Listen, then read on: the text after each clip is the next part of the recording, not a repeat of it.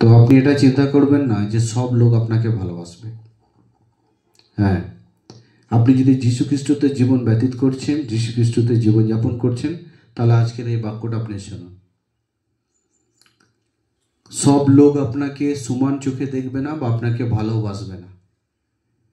এসব ঘটনা আপনার জীবন থেকে ঘটবে। লোকে আপনার সঙ্গে খারাপ ব্যবহার, খারাপ আচরণ লোক আপনার সঙ্গে করবে। এটাকে আপনাকে জেনে রাখতে হবে।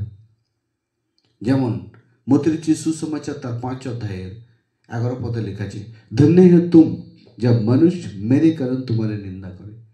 ধন্য তুমি যখন মানুষ আমার জন্য তোমাকে নিন্দা করে और सताए और झूठ बोल बोल कर, और सताए माने अत्याचार करा, और झूठ बोल बोल कर तुम्हारे विरुद्ध में सब प्रकार की बुरी बातें कहे। और मिथ्या कर्ता बोले समस्त रकमेर मिथ्या कथाय दोषारोप करे, तब तुम आनंदित और मगन होना, तखन तुम्हें आनंदित एवं खुशी होबे। कारण 12 लिखा है, तब तुम आनंदित मगन होना क्योंकि तुम्हारे स्वर्ग में बड़ा प्रतिफल है। যারা এই জগতের মধ্যে আছে, প্রভুতে আছে, প্রভুতে জীবনযাপন করছে, অত্যাচারিত হচ্ছে, তাদের ঘরে মিথ্যা দোষারোপ করা হচ্ছে, নানা রকমের ভাষা তাদের ঘরে বলা হচ্ছে।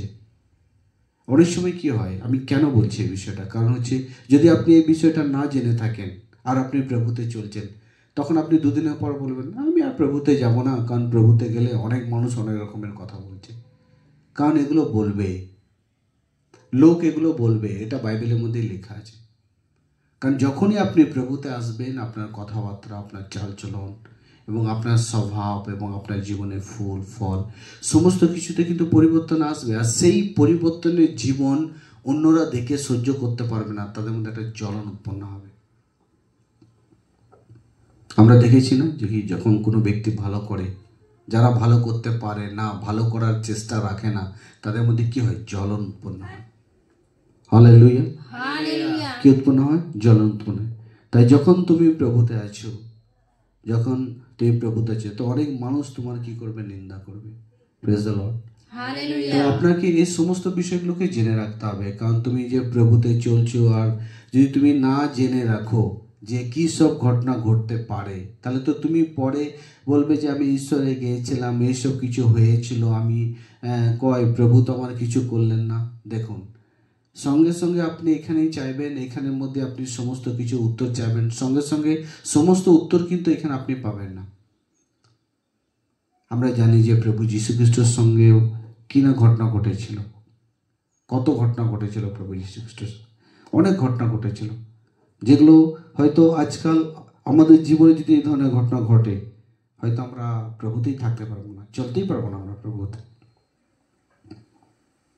बाइबल प्रथम पीतर 2:23-24 মধ্যে লেখা আছে, जब उस पर दोष लगाया गया तो उसने पलट कर दोष न लगाया।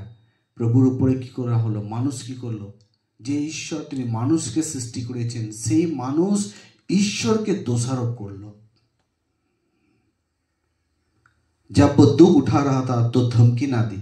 আর যখন তিনি মানুষের জন্য, যখন তিনি দুঃখকে নিচ্ছিলেন, যখন তাকে দুঃখিত করা হচ্ছিল, দুঃখিত করা হচ্ছিল, ঈশ্বরকে অত্যাচারিত করা হচ্ছিল, দুঃখিত করা হচ্ছিল, তার বিপরীতে তিনি কিন্তু প্রতিশোধ নেননি, তিনি বদলা নেননি। তিনি পারতেন বদলা নিতে, কিন্তু তিনি বদলা নেননি, প্রতিশোধ নেননি। কারণ ধর্মীয় বিষয়টা এবং ধর্মীয় জীবনটা এরকমই আমার প্রিয়। হালেলুয়া, ধর্মীয় বিষয়টা এবং জীবনটা হচ্ছে এরকমই। যেমন প্রভুর জীবনেও তাকে দুঃখিত করা হয়েছিল, অত্যাচারিত করা হয়েছিল, কিন্তু তিনি কি প্রতিশোধ নিয়েছেন? না, তিনি কিন্তু প্রতিশোধ নেননি। তাই যতজন আজ আমরা প্রভুতে চলছি, বা নতুনও যারা আজ আপনি প্রভুতে চলছেন, আপনাকে এই পদগুলো কিন্তু মনে রাখতে হবে। আমরা কি করি, অনেক সময় আমাদের মধ্যে একটা এরকম আশা থাকে কি আমি যা কিছু এখানে করব, সঙ্গে সঙ্গে যেন তার উত্তর আমি এখানে এক্ষুনি যেন আমি পেয়ে যাই। এইভাবে কিন্তু সঙ্গে সঙ্গে সবসময় উত্তর কিন্তু আসবে না। আপনাকে জানতে হবে এইসব কর্মের যে বেতন, এইসব কর্মের যে ফল, যে আশীর্বাদ, এগুলো কিন্তু আপনি তখন পাবেন যখন প্রভু আপনাকে এখান থেকে নিয়ে গিয়ে স্বর্গের মধ্যে, তখন আপনাকে পুরস্কার উনি তখন সেখানে প্রদান করা হবে। हालेलुया। हालेलुया। परंतु अपने आप को उसके हाथों में सौंप दिया जो धर्म से न्याय करता था। उसी ने हमारे पापों को अपने देह पर लिए हुए क्रूस पर चढ़ गया। আর নিজেকে তিনি জীবন্ত ঈশ্বর হয়েও তিনি মানুষের হাতে নিজেকে সমর্পণ করলেন, দিয়ে দিলেন তিনি। আর সমস্ত সমস্ত মানব জাতির পাপকে তিনি নিয়ে তিনি ক্রুশের উপরে তিনি চড়ে গেলেন, উঠে পড়লেন তিনি। ভাবুন তো। তাই যারা আজ প্রভুতে চলছেন আর অত্যাচারিত হচ্ছেন, হতে পারে আপনার মধ্যে নানা রকমের প্রশ্ন জাগছে, কেন আমি প্রভুতে সত্যের পথে চলছি, আমার উপরে কেন অত্যাচার করা হচ্ছে, কেন আমাকে দোষারোপ করা হচ্ছে, কিসের জন্য? আমি তো সত্য কথা বলছি, সত্য পথে চলছি, সত্যকে মানছি, আরাধনা করছি, আমি তো কারো ক্ষতি করছি না, তাহলেও কেন আমাকে ছোট করা হচ্ছে, অপমানিত করা হচ্ছে? আপনার মধ্যে কিন্তু এই ধরনের প্রশ্ন কিন্তু জাগবে। তাই আমি আপনাকে বলতে চাই যে আপনাকে এই পথগুলো কিন্তু মনে রাখতে হবে, সহ্য করে থাকতে হবে, ধৈর্য সহকারে থাকতে হবে, কারণ স্বর্গের মধ্যেই সবচেয়ে বড় ব্লেসিং আপনার জন্য রাখা আছে। हालेलुया। हालेलुया। তারপর লুক রচিত সুসমাচার लूका 23:33 থেকে 34 ওখানে লেখা আছে, और जब वे उस जगह पहुंचे जिसे खपरी कहा जाता है, वहां उन्होंने उसे क्रूस पर चढ़ाया।